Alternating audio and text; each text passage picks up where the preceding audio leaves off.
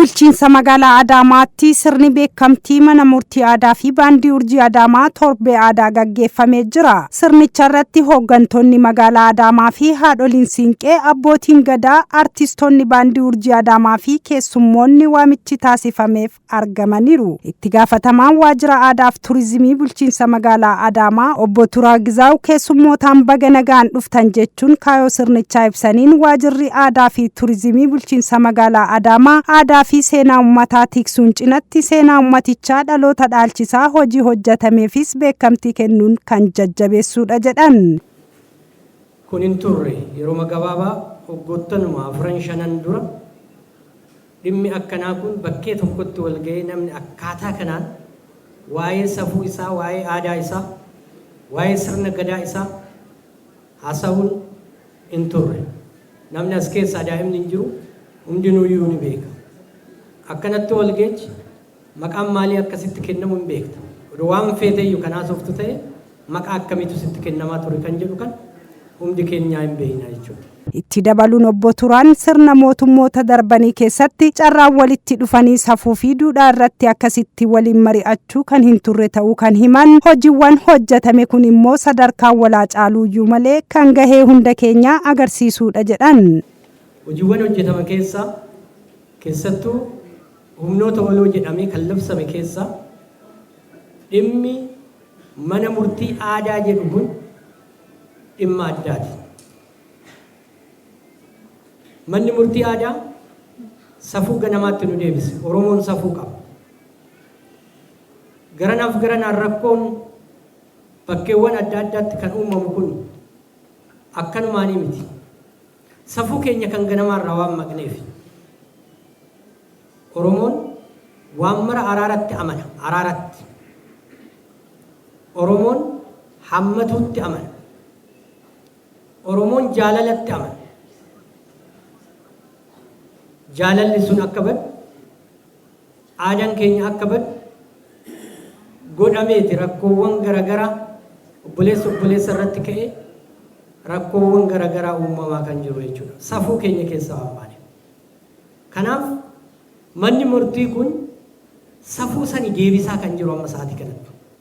Barreeffama gabaabaa hojiiwwan manneen murtii aadaatiin hojjetame kan dhiyeessan ogeessi waajjira aadaa fi turizimii bulchiinsa magaalaa Adaamaa obbo Shumii Butunaa hanga ammaatti galmeewwan 633 dhiyaatan keessaa galmeen 531 murtii araaraatiin hiikamuu himanii, kunis caalmatti maatii wal dhabe walitti deebisanii araarsuun akkasumas mallaqaa fi qabeenya irratti wal dhabanis qarshii biliyoona 70 ol abbaa haqaaf galuu ibsan barreeffama dhiyeessaniin. Pirezidaantiin mana murtii olaanaa magaalaa Adaamaa obbo Maammoo Tusii hojiin manneen murtii aadaa hojjetaa turan boonsaa fi kan milkaa'inni guddaan itti argamedha jedhanii, garuu ammoo rakkoolee fi hanqinoonni mul'atan kanneen akka haala hojichaaf mijeessuu dhabuu, meeshaaleen hojii gahaan jiraachuu dhabuu akka jiru kaasaniiru. Harki caalaan isaa dhimmoonni mana murtii aadaatiin ilaalamaatiin turan araaraan kan xumuraman ta'uu isaa keessaayyuu gara manneen murtii aadaatti kan dhufan kun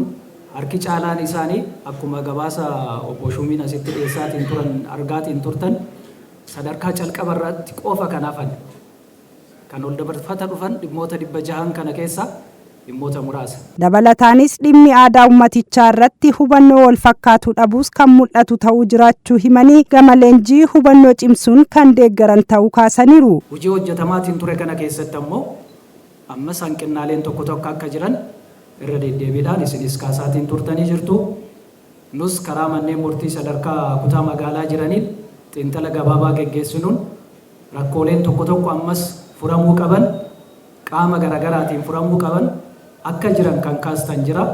Rakkooleen sunniin ammoo furmaata argachuu qabanii yeroo yeroodhaan ka'uun qabanii gara fuulduraa deemamuu qaba malee duubatti wanti deebisu hin jiru waan ta'eef isa kana ammoo har'a furmaata hin argata akkaataa kamiinis furmaata argachuu danda'a kan jiru. Kantiibaa itti aantuun bulchiinsa magaalaa Adaamaa aadde Hinseenee Muhammad sirna kanarratti argamuun yaada hirmaattotaa dhageeffachuun kallattii hojii itti aanu kennaniin sirnaa fi seera lubbuu qaqqaaliin itti dhabamte kana tikfachuun kunuunfachuu fi dhaloota qabsiisuu fi barsiisuun gahee nu hundarraa eeggamuudha jedhan.